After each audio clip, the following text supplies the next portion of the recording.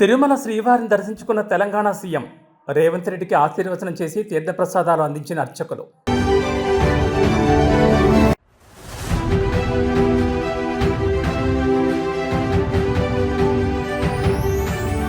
మాట నిలబెట్టుకున్న AP deputy CM కోనసీమలో అభివృద్ధి పనులకు శ్రీకారం.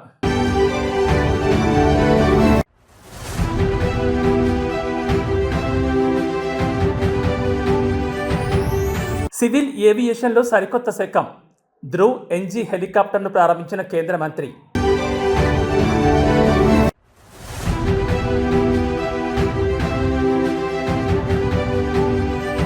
వైకుంఠ ఏకాదశి సందర్భంగా ఉత్తర ద్వార దర్శనాలు.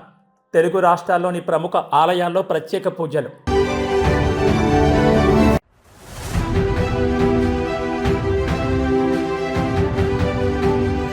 మేడారం జాతరపై తెలంగాణ సర్కార్ నజర్.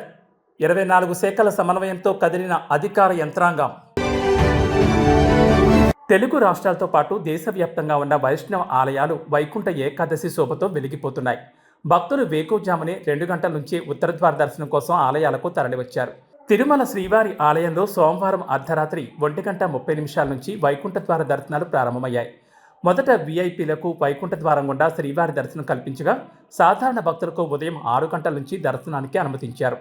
ఈ సందర్భంగా తెలంగాణ ముఖ్యమంత్రి రేవంత్ రెడ్డి కుటుంబ సభ్యులతో కలిసి వేకువజామునే శ్రీవారిని దర్శించుకున్నారు. సోమవారం రాత్రి తిరుమలకు చేరుకున్న ముఖ్యమంత్రి కుటుంబానికి ఆలయ అర్చకులు శాస్త్రోక్తంగా స్వాగతం పలికారు.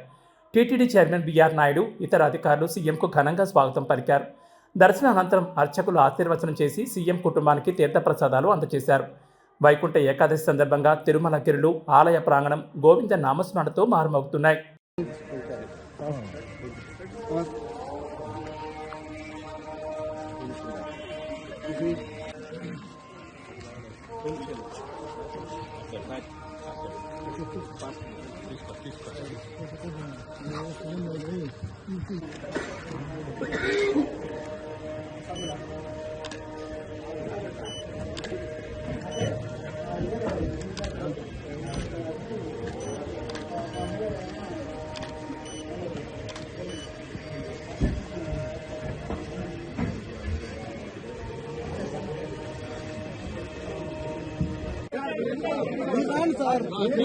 సార్ మీరు జరగండి సార్, మాకు తెలుసు.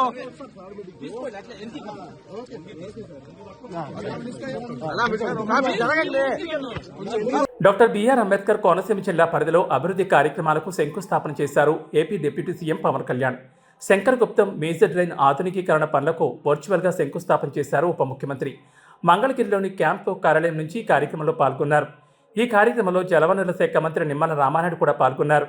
మరోవైపు శంకర్ గుప్తంలో నిర్వహించిన కార్యక్రమంలో Razole MLA Devavaraprasad, doctor BR Ambedkar Konaseema జిల్లా కలెక్టర్, జలవనరుల శాఖ అధికారులు పాల్గొన్నారు.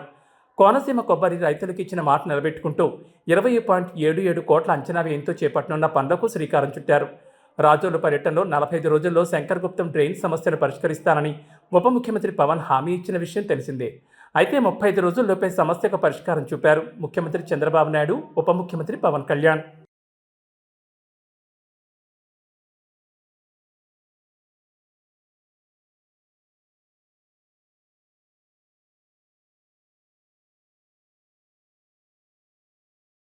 సివిల్ ఏవియేషన్ మార్కెట్లో మరో విప్లవాత్మక పరిణామం చోటు చేసుకుంది. బెంగళూరులోని హిందుస్థాన్ ఏరోనాటిక్స్ లిమిటెడ్ హెలికాప్టర్ డివిజన్లో Dhruv NG next generation civil హెలికాప్టర్కు ఇవాళ కేంద్ర పౌర విమానయాన శాఖ మంత్రి రామ్మోహన్ నాయుడు ఫ్లాగ్ ఆఫ్ చేశారు. ముందుగా ఆయన హెలికాప్టర్లో పైలట్తో కలిసి కాక్పిట్లోకి వెళ్లి అడ్వాన్స్డ్ సిస్టమ్స్ను స్వయంగా పరిశీలించారు. హెచ్ఏఎల్ రూపొందించిన అడ్వాన్స్డ్ లైట్ హెలికాప్టర్ ధ్రువ్ ఇప్పటి వరకు సైనిక అవసరాలకు మాత్రమే ఉపయోగించిన సైనిక అవసరాలకు మాత్రమే ఉపయోగించగా తాజాగా దాని నెక్స్ట్ జనరేషన్ వెర్షన్ను సివిల్ ఆపరేటర్ల అవసరాలకు అనుగుణంగా అప్గ్రేడ్ చేసి ప్రారంభించారు. ఈ హెలికాప్టర్ భారతదేశంలోని పర్వతాలు, ఎడారులు, తీర ప్రాంతాలు, ద్వీపాలు వంటి కఠిన పరిస్థితుల్లో సమర్థవంతంగా పనిచేయగలదు. High altitude, hot and high పరిస్థితుల్లో కూడా బాగా పనిచేసే సామర్థ్యం ఉంది. సివిల్ ఏవియేషన్ మార్కెట్లో ఏర్పడిన డిమాండ్కు అనుగుణంగా దేశవ్యాప్తంగా ధ్రువ్ ఎన్జీ సేవలు కొనసాగనున్నాయి.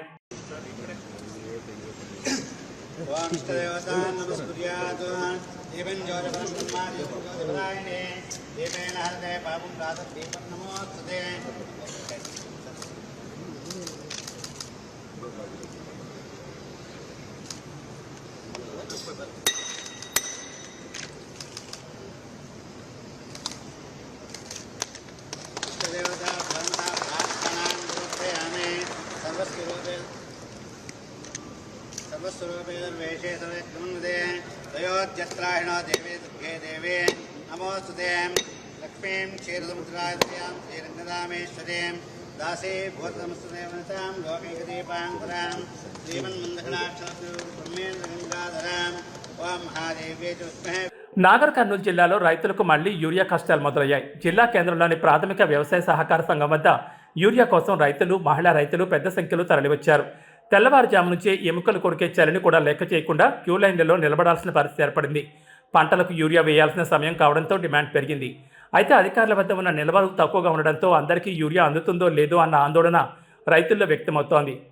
పిఎస్సిఎస్ సెంటర్ల వద్ద గంటల తరబడి వేచి చూస్తున్నా కేవలం పరిమిత సంఖ్యలోనే బస్తాలు ఇస్తుండడంతో రైతులు అసహనం వ్యక్తం చేస్తున్నారు. ఈ సందర్భంగా పలువురు రైతులు మాట్లాడుతూ సాగు సమయం మించిపోతోందని, తక్షణమే జిల్లా వ్యాప్తంగా సరిపడా యూరియా నిల్వలను అందుబాటులోకి తీసుకురావాలని డిమాండ్ చేశారు. అధికారులు స్పందించి క్షేత్రస్థాయిలో యూరియా పంపిణీని వేగవంతం చేయాలని, అక్రమ నిల్వలు కాకుండా చూడాలని కోరుతున్నారు.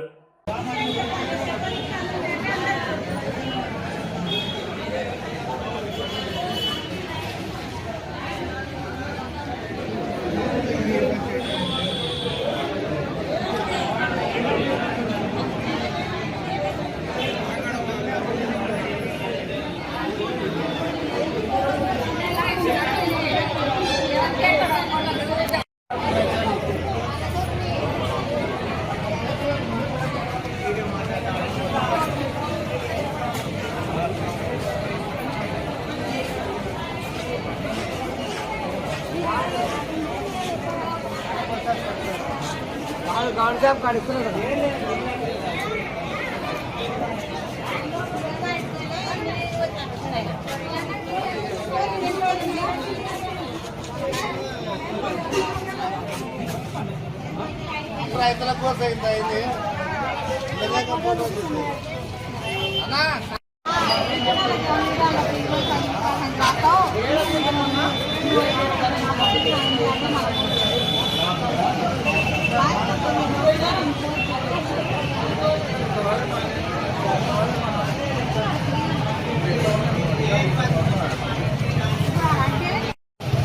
వచ్చే ఏడాది జనవరి 28 నుంచి ప్రారంభం కానున్న మేడారం జాతరను దృష్టిలో పెట్టుకుని అధికార యంత్రాంగం పనులు వేగవంతం చేసింది. జాతరకి ఇప్పటి నుంచే భక్తులు తరలివస్తుండడంతో వారికి ఎలాంటి అసౌకర్యం కలగకుండా మొత్తం జాతర ప్రాంతాన్ని 8 జోన్లు 47 సెక్టార్లుగా విభజించి ప్రతి సెక్టార్కు ఒక అధికారితో పాటు 8 మంది సిబ్బంది నియమించారు. ఈ అధికారులు జనవరి 1 నుంచే విధుల్లో చేరాలని కలెక్టర్ దివాకర్ ఆదేశాలు జారీ చేశారు. జాతర ముగిసే వరకు స్థానికంగానే ఉంటూ టాయిలెట్లు, త్రాగునీటి సౌకర్యాలు, రోడ్ల పనులు, ట్రాఫిక్ సమస్యలు, పార్కింగ్ ప్రదేశాలు వంటి ప్రతి అంశంపై పూర్తి అవగాహన కలిగి ఉండాలని సూచించారు. భక్తులతో సంబంధం ఉన్న 24 ప్రభుత్వ శాఖల అధికారులను కూడా కలెక్టర్ అప్రమత్తం చేశారు. క్షేత్రస్థాయిలో ఎదురయ్యే సమస్యలను ఎలాంటి ఆలస్యం లేకుండా పరిష్కరించేలా ఆదేశాలు జారీ చేయడంతో పాటు అధికారులకు 2 రోజుల పాటు మేడారంలో ప్రత్యేక శిక్షణ ఇవ్వడానికి కూడా ప్రత్యేక ప్రణాళిక రూపొందించారు. వైకుంఠ ఏకాదశి సందర్భంగా తెలుగు రాష్ట్రాల్లోని ప్రముఖ ఆలయాలకు భక్తులు పోటెత్తారు. తెల్లవారుజాము నుంచే భక్తులు పెద్ద సంఖ్యలో తరలివచ్చి శ్రీ మహావిష్ణువు ఉత్తరద్వార దర్శనం చేసుకున్నారు. తిరుమల శ్రీవారి ఆలయం, యాదాద్రి లక్ష్మీనరసింహస్వామి ఆలయాల్లోనూ భక్తులు భారీగా తరలివచ్చారు. భద్రాచలం శ్రీ సీతారామచంద్రస్వామి ఆలయంలో వైకుంఠ ద్వార దర్శనం ఘనంగా ప్రారంభమై గరుడ వాహనంపై శ్రీరామచంద్రమూర్తి, గజవాహనంపై సీతమ్మ, హనుమంత వాహనంపై లక్ష్మణస్వామి భక్తులకు దర్శనమిచ్చారు. విశాఖ జిల్లా సింహాచలంలో సింహాద్రినాథుడు వైకుంఠ నారాయణుడి అలంకరణలో భక్తులను అనుగ్రహించగా అదితి గజపతిరాజు తొలి దర్శనం చేసుకున్నారు.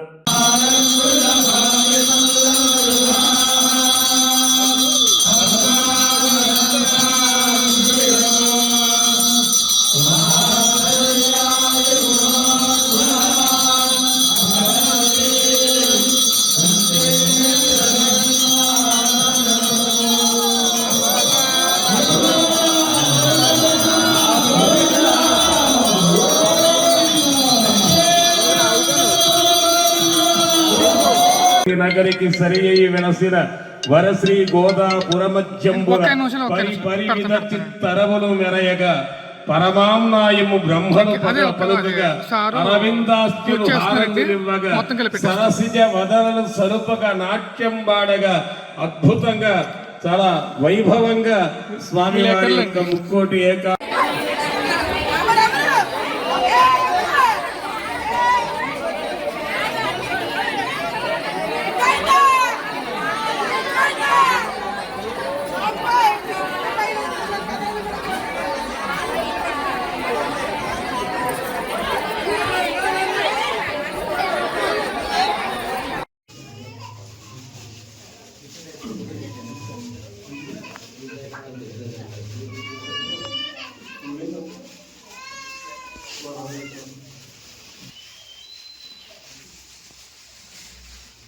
హలో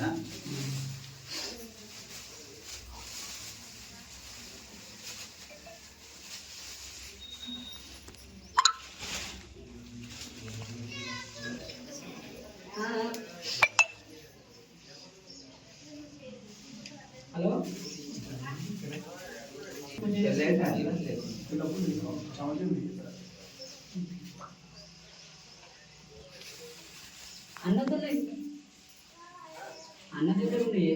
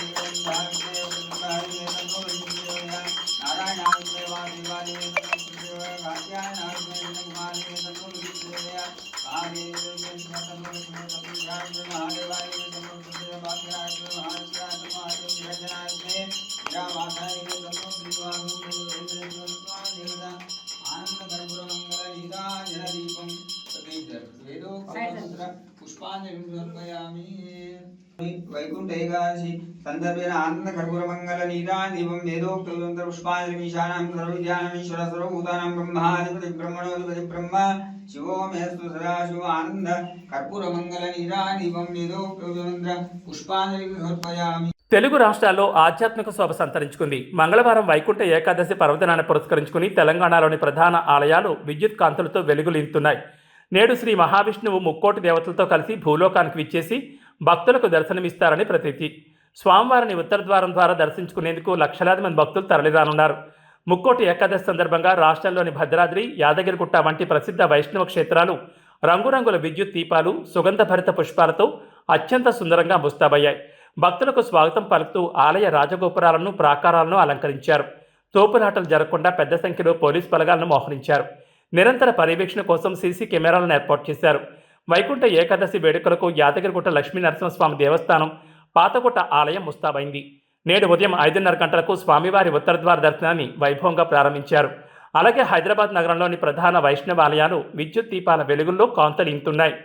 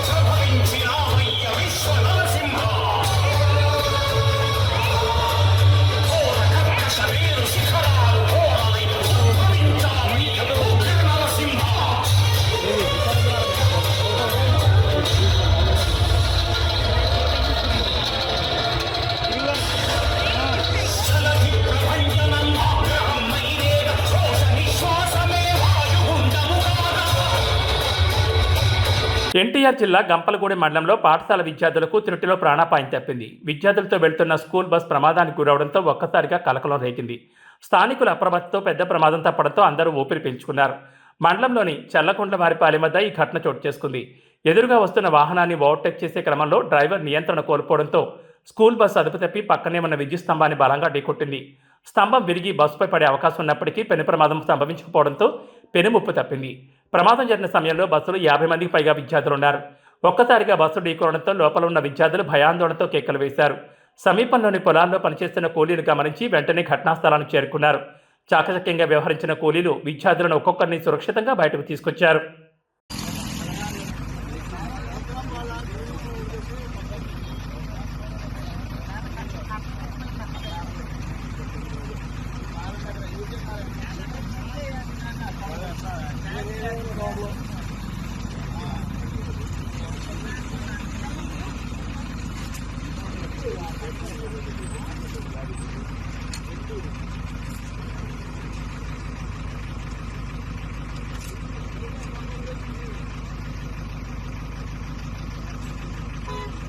అద్దెకుంటున్న ఇంటి యజమానురాలిని నగల కోసం అతి కిరాతకంగా హతమార్చిన భయానక ఘటన నగరంలోని నాచారం పోలీస్ స్టేషన్ పరిధిలో చోటు చేసుకుంది.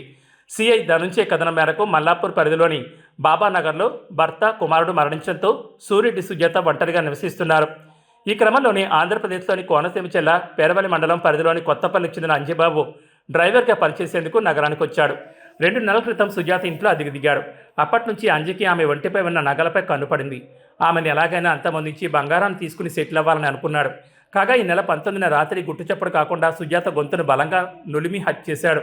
ఆ తర్వాత ఆమె ఒంటిపై ఉన్న 11 తులాల బంగారాన్ని తీసుకుని మృతదేహాన్ని ఇంట్లోనే వదిలి లాక్ చేసి వెళ్ళిపోయాడు. చేసిన హత్య గురించి కండబెరడోని స్నేహితుడు యువరాజు, అమలాపురం మండలం వేమవరం చెందిన స్నేహితుడు దుర్గారావుకు చెప్పి సొంతూరు వెళ్ళిపోయాడు. ఆ తర్వాత ఈ నెల 20న ముగ్గురు కారును అద్దెకు తీసుకుని మల్లాపూర్ చేరుకున్నారు. సుజాత మృతదేహాన్ని కారులో తీసుకెళ్లి కోనసీమ జిల్లాలోని కృష్ణలంక వద్ద గోదావరి నదిలో విసిరేశారు. ఆ తర్వాత తమకేమీ తెలియనట్లు సైలెంట్గా ఉన్నారు.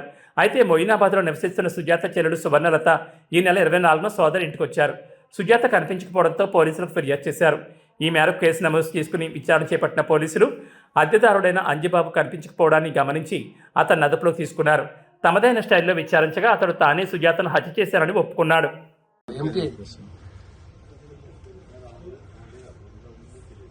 पेटीएम पर 260 रुपए प्राप्त हुए।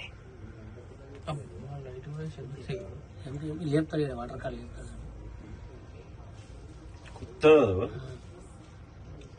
వీడు అదే బ్యాచ్ అన్న. అబ్బా 100% అదే గ్యాంగ్ అన్న. ఇది అలా తెలిసాడు గోల్డ్ గ్యాంగ్.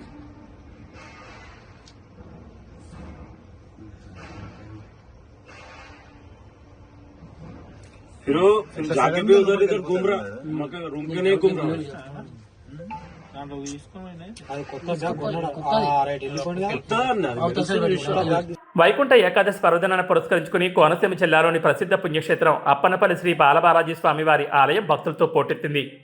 తెల్లవారుజాము నుంచి ఉభయ గోదావరి జిల్లాల నలుమూల నుండి భక్తులు పెద్ద సంఖ్యలో తరలివచ్చి స్వామివారిని దర్శించుకుంటున్నారు.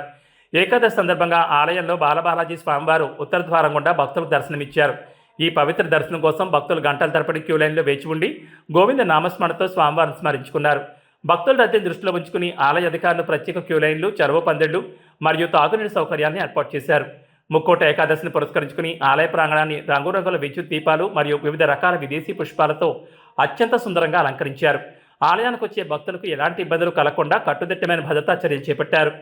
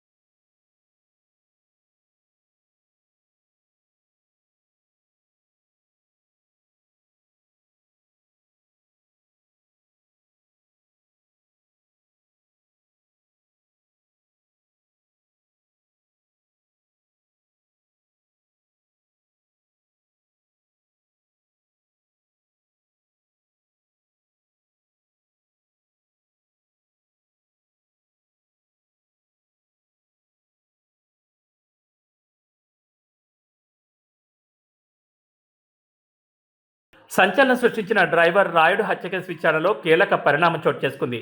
జనసేన బహిష్కృత నాయకులు శ్రీకాళహస్తి మాజీ ఇన్ఛార్జ్ కోట వినిత, ఆమె భర్త చంద్రబాబు నేతృత్వంలో ఈ హత్య జరిగినట్లు ఆరోపణలు వచ్చాయి. ఈ కేసులో కోట వినితకు మద్రాస్ చీఫ్ సెషన్స్ కోర్టు గత కొద్ది నెలల క్రితం బెయిల్ మంజూరు చేసింది. అయితే ప్రతిరోజు ఉదయం 10 గంటలలోపు C3 7 వెల్స్ పోలీస్ స్టేషన్లో సంతకం చేయాలని షరతు విధించింది. ఈ క్రమంలో కేసును చెన్నై 7 హిల్స్ పోలీసులు రంగంలోకి దిగి లోతుగా దర్యాప్తు చేస్తున్నారు. విచారణలో భాగంగా కోట వినిత ఇచ్చిన వాంగ్మూలం ఆధారంగా జనసేన కార్యకర్తలు పేట చంద్ర, పేట చిరంజీవులను పోలీసులు విచారిస్తున్నారు. అయితే మృతుడు రాయుడు మరణానికి ముందు తీసుకున్న ఒక సెల్ఫీ వీడియో ఇప్పుడు ఈ కేసులో కీలకంగా మారింది. ఈ వీడియోలో రాయుడు తన ప్రాణాలకు పొంచి ఉన్న ముప్పును వివరిస్తూ పేట చంద్ర, పేట చిరంజీవుల పేర్లను స్పష్టంగా ప్రస్తావించడం రాజకీయంగా కూడా పెనుదుమారం రేపుతోంది. ఈ క్రమంలో కోట వినిత పోలీసులు ఎదుట సంచలన ఆరోపణ చేశారని తెలుస్తోంది. ఈ హత్య వెనుక కేవలం తమ ప్రమేయం కాకుండా స్థానిక టీడీపీ నాయకులు ఎమ్మెల్యే బొజ్జల సుధీర్ రెడ్డి హస్తం కూడా ఉందని ఆమె వాదించారని సమాచారం. పేట చంద్ర చిరంజీవులు టీడీపీ నాయకులతో కుమ్మక్కై తమను రాజకీయంగా దెబ్బతీయడానికి కుట్రకు పాల్పడ్డారని ఆమె ఆరోపించారని తెలుస్తోంది.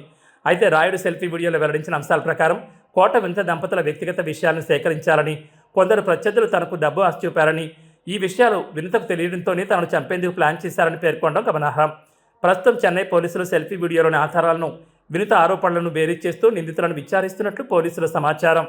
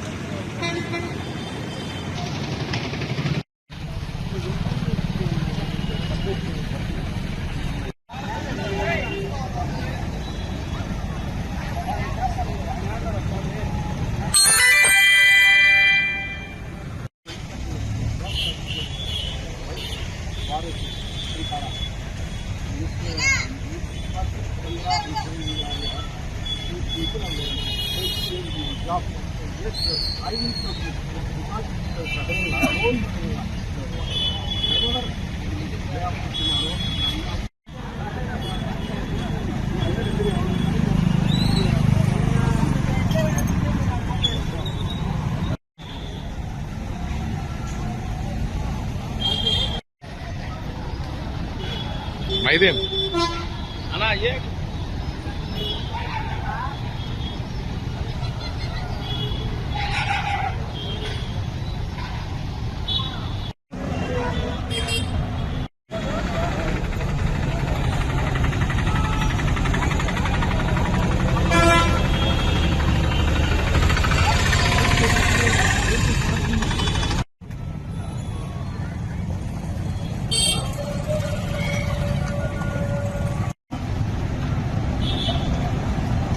ఓకే